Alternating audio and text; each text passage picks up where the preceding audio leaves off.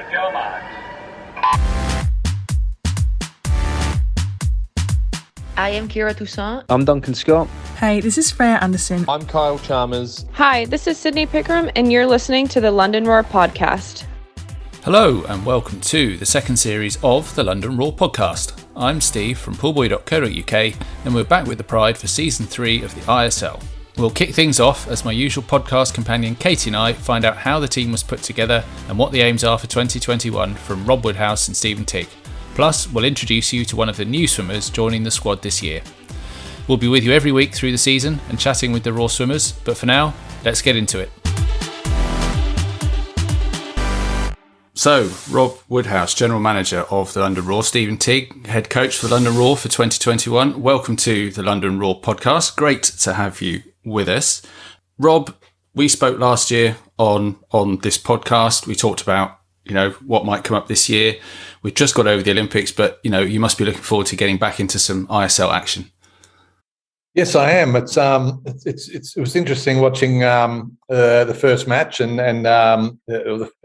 seeing how that went down, and it's quite slow swimming, but just that atmosphere that was there, and brought back obviously good memories from Budapest and season one, and it's going to be great to get there and see what the team can deliver. And Steve, you've obviously been over in Tokyo, come back, had some time to refresh, I imagine, but keen to get going again on deck? Yeah, absolutely. And I'm travelling out a little bit later to join up with the rest of the team just because of some previous commitments, but really excited to get out there. Got my subscription last night so that I could watch what was happening. And yeah, you just want to get out and join in, really. That's what it's all about. It's a lot different to an Olympics, the ISL, because it's got such a team focus, and that's the exciting thing about it. Indeed, it is. Now, you've got a team put together, which we'll touch on in a little bit. But Rob, we know Steve just said he's coming out a little bit later. Rob, can you fill us in on who will be arriving when, and who's going to be joining later? I mean, I think we know that Adam will not be swimming, or unless his cha-cha-cha is absolutely diabolical, you'll not see him until, a bit later in the season at best. But, who else is joining late? I know Kyle has said he's coming out for match 2. What else can you tell us? Yeah, and Adam's not confident about his cha-cha-cha, so we'll see what happens there. But we're assuming that Adam won't be available for the whole season, but you never know. He's obviously on our roster, so we have that access if he's available. Kate Campbell will not be swimming in Naples. She's hoping to join us for the regular season, as was Tom Dean and Kirill Prigoda, the Russian breaststroker. So apart from that, we've pretty much got a full team, full roster for Naples. There are a few people coming in late, as you said. Kyle Chalmers and also Emma McKeon actually are missing the first match, but they're joining us only about sort of 6-7 days late. So they'll be there a few days before the second match, and therefore then with the other Australians, they're also staying right through. So because of the quarantine issues in Australia, they can't go home, so they're staying right through to the end of the playoffs in November, and quite possibly we will be training in the UK. You put together that roster this year was a bit different because you had the draft. You had a big group because you obviously had last year's team plus all the Australians who are coming back that you'd had in season 1. Did you go into that draft with a fixed strategy in place with who you were going to go for and how you were going to fill out that roster? Yes, we did. And Stephen and I worked pretty closely on it, actually. And I actually think we were very pleased with how the outcome. I'm not sure if you watched the draft or not, or saw sort of what happened, but I think our first pick was about pick number 22 or something like that. But by then, 8 of our roster from last year had already been selected by other teams, including the very first 3 draft picks. So we expected that to happen, but we didn't expect it to be quite so brutal. But we did manage to retain a few athletes we were keen to retain, and also draft some really good athletes as well. So, I think it went quite well. Did you feel at any point like your strategy was derailed by others picking swimmers that you really wanted?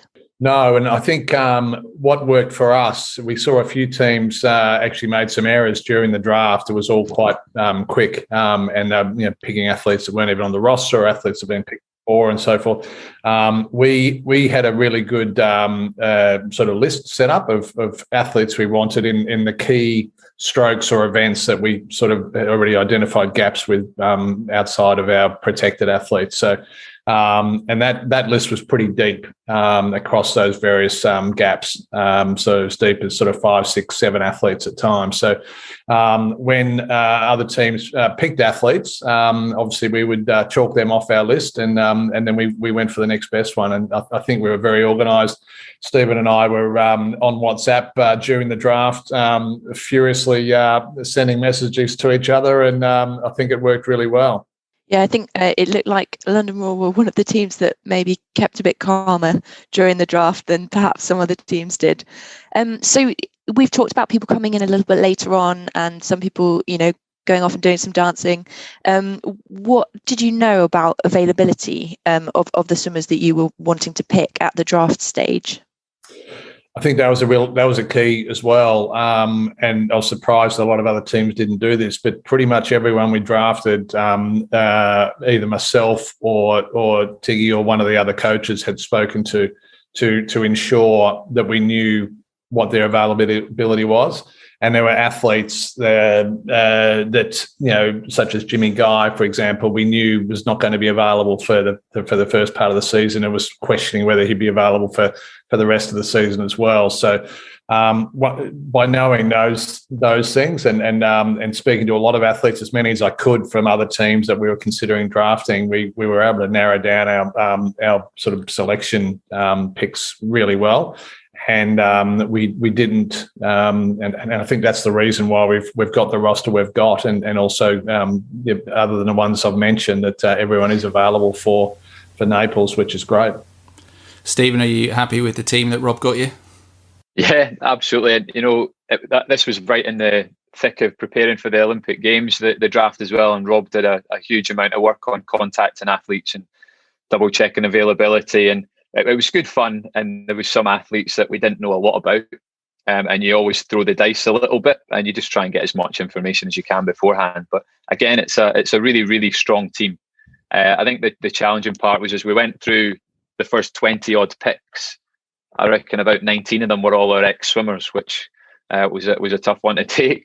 But there's some really, really exciting younger athletes on it as well that we think I've got a real good opportunity to experience what the ISL is all about.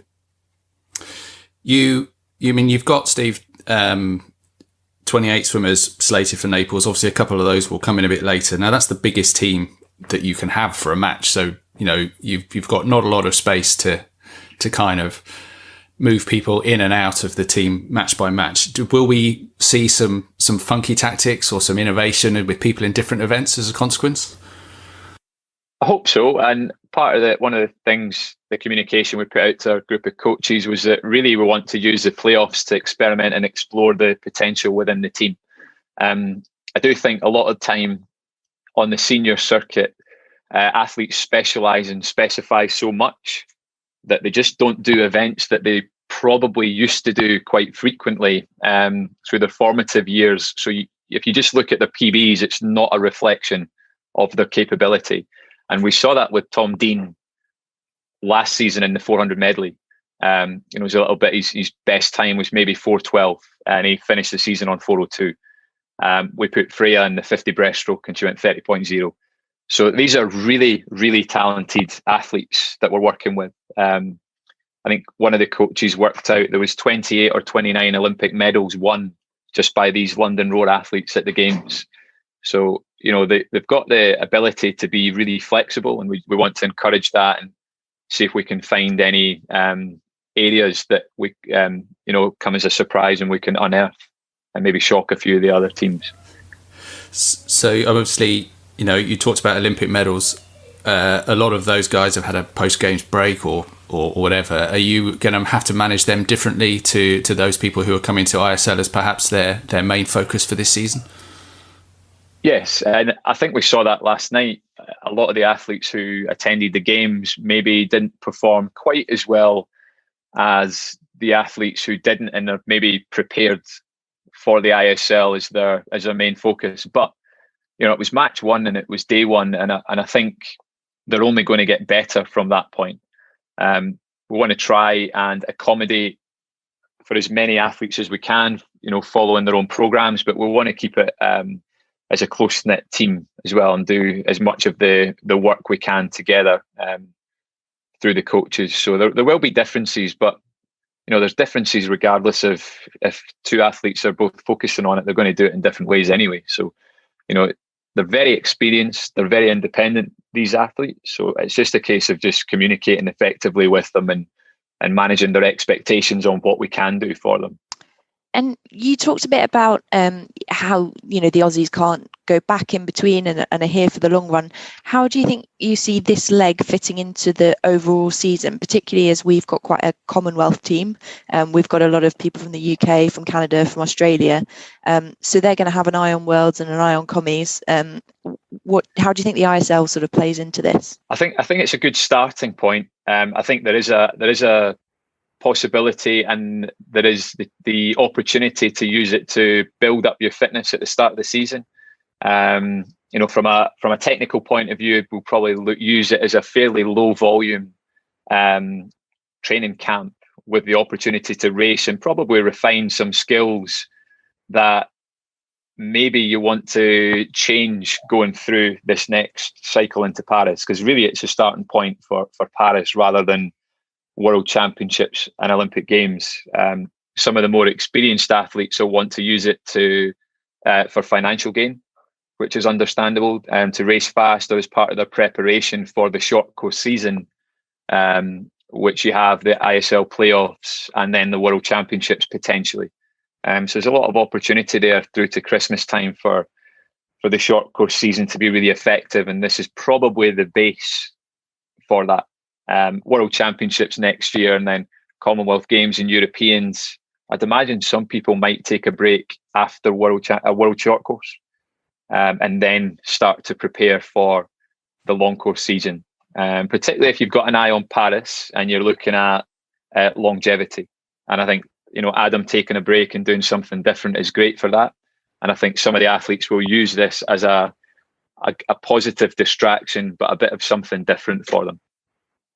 It's just about keeping that, keeping your mind healthy and keeping some challenge, but also that, they're going to get to go out there and there's no bubble as such. You still have to be very mindful of how you're conducting yourself with regards to trying to evade COVID. But there'll be a positive social element, I think, for a lot of the swimmers as well, that they didn't get at the back of the Olympic Games, which is what they normally would.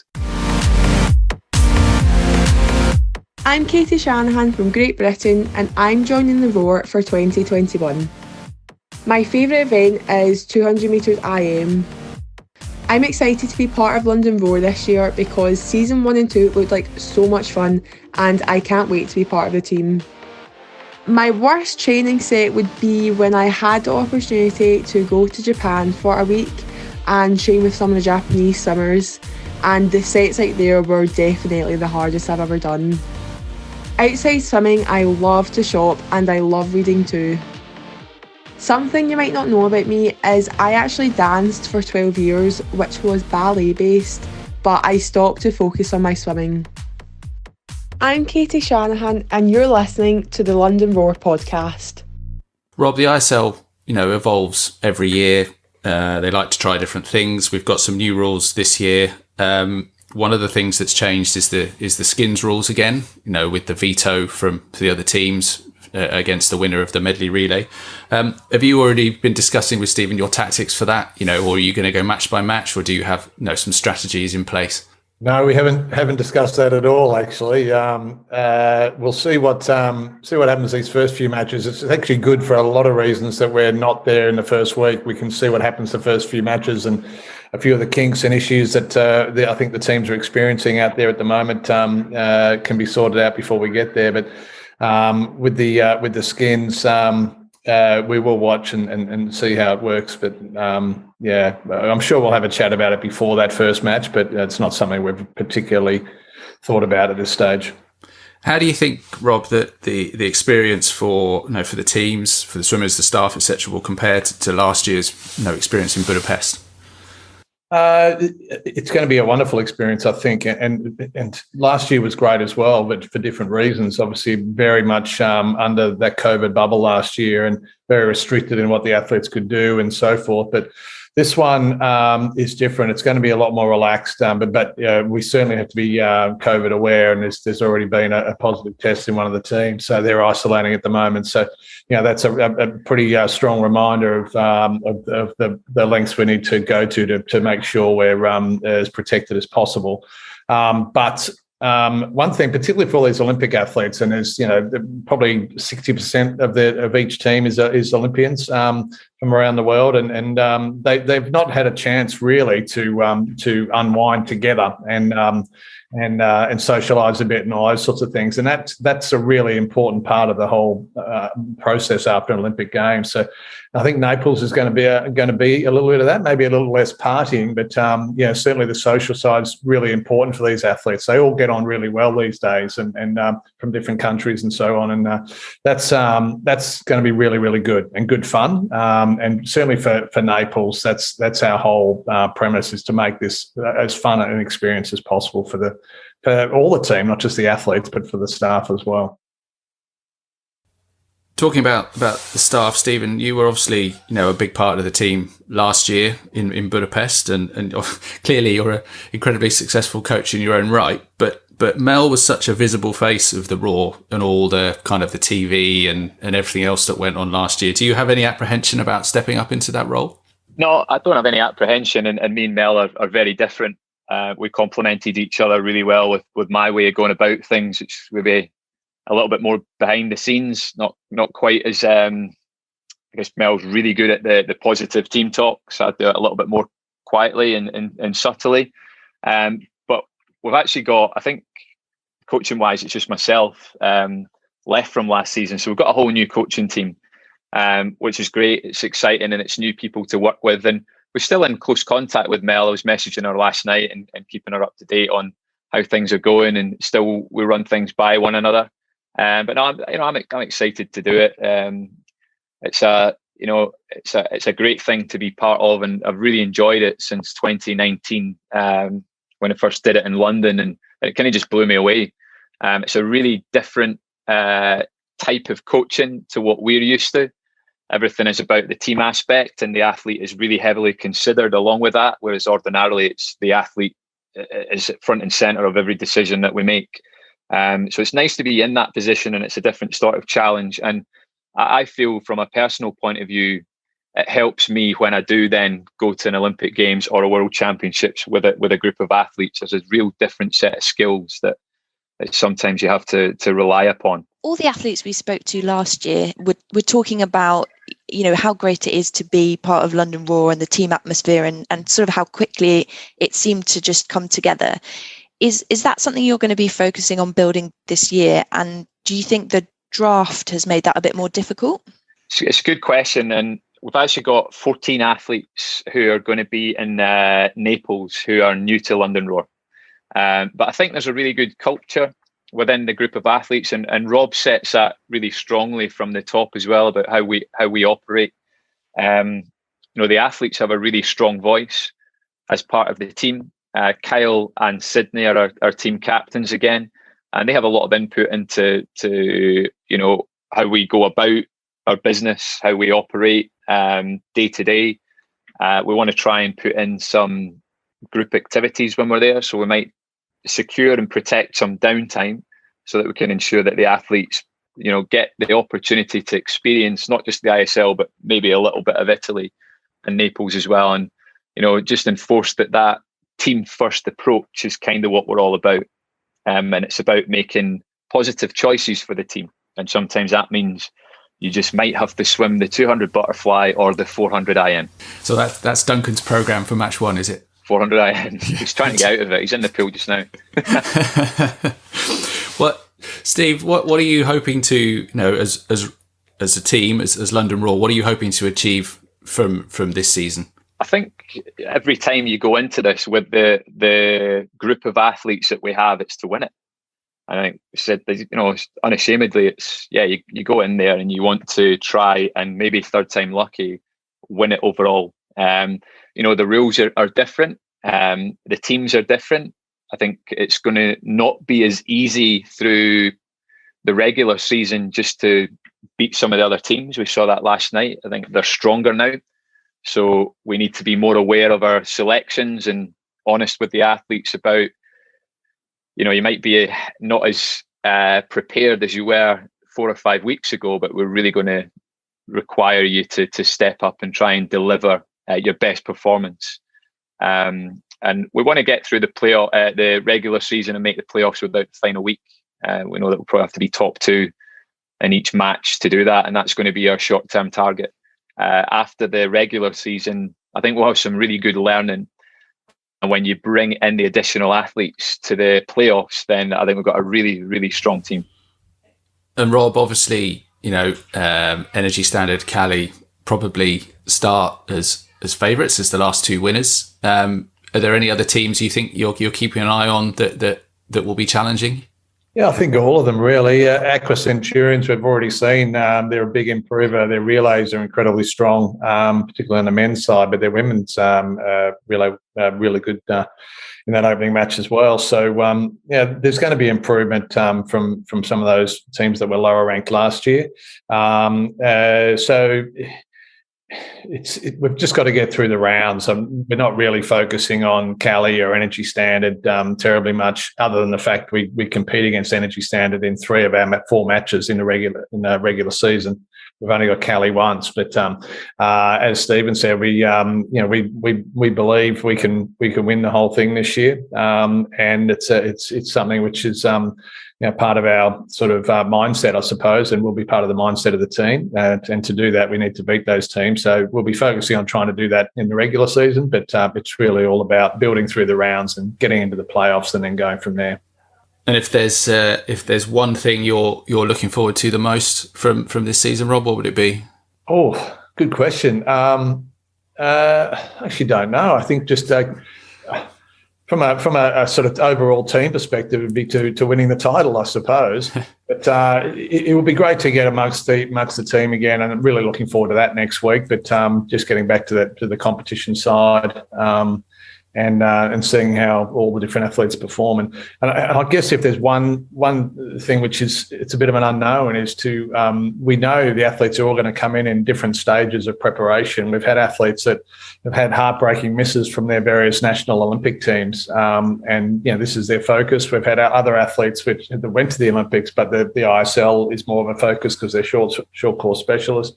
And then you've got athletes that have gone and done incredible things in Tokyo, won Olympic gold medals and other medals, and I'd be interested to see how they all perform. So I guess I'm excited about that, just to see how you throw all that together and what comes out. And Steve, same question to you. What one thing are you most looking forward to? I'm looking forward to getting back and seeing a lot of the other coaches across the teams. We all got on really well last year, and there wasn't much of that at the Olympic Games. So, it's going to be good to sit down and have chats about swimming and, among other things, with the staff and coaches from other teams. Looking forward to seeing the new athletes, some of the younger athletes, and how they maximise the opportunity that they've been given, and then just being part of the matches again. It's really exciting. It's so fast-paced and urgent, and things going on that you just really enjoy being in it and immersed amongst it. So, it's going to be really good fun, and I'll probably be missing out when I'm sitting at the side of a loch next week and everybody's out there and the matches start. But I'll need to try and stay off my social media on my phone to not get in trouble from the family. You mentioned the young athletes, something actually I meant to bring up earlier. You've got, from a British perspective, you've got Ed Mildred and Katie Shanahan on the team this year. What kind of experience are those young swimmers, and there are a number of others on other teams as well, what are they going to gain from this ISL experience in terms of being around what are effectively the best swimmers in the world for 5, 6, 8 weeks? I think the biggest thing is it's just really eye-opening for them. You go into that environment and you can start to familiarize yourself with the best in the world. And I think one of the things you very quickly realize that they are just normal, like the rest of us, but they've got very, very, very high skill levels at looking after themselves, making good choices. They've got the correct behaviors, and I remember back to 2019, and having a discussion with Duncan about why it was probably important to go. And that was one of the things. It's, you can start to get in amongst these individuals and have discussions with them and learn that actually just the same as I am. And I can get to that point. And I think it's a really good opportunity, from a British point of view, to upskill some of these younger athletes. We saw it last year with Abby Wood and Joe Litchfield, where they really came on and accelerated. And I think Ed and Katie in particular are potentially two of the most exciting talents we have in Britain. And it's a good opportunity for them to come in, see what the ISL is all about, but also to challenge themselves, to look at the types of behaviours that have been demonstrated by the senior athletes, Olympic champions, and think, right, well, if I want to do it, these are some of the decisions that I maybe have to start making, or that's something I wasn't even aware of. And it's great there's other cultures as well. And so, the way other people go about their business is really interesting from each federation and each nation. And you can start to look at things that you think, that's really interesting. I wonder if that would work for me, or I wonder why, and try and understand why they do it. Well, I'm sure it will be a fantastic experience for them, and indeed for all the swimmers heading to Naples. We will call time on this chat. Say thank you very much, Stephen. Thank you very much, Rob, for your time. Wish you safe travels to Naples, and good luck for the rest of the season. Thanks very much. Thank you. That's Raw General Manager Rob Woodhouse and Head Coach Steve Tigg telling us about their preparations for the third season of the ISL. Katie, it's going to be a really exciting match. Everyone's coming in different. There's no teams you can really write off. Looking forward to this season. Yeah, I feel like it feels like it's a lot better matched up in terms of teams, and I really enjoyed the Olympics and feeling like we're getting back to normal and having lots of swimming to watch. So I've struggled in the past couple of weeks, so it's good to see it coming back.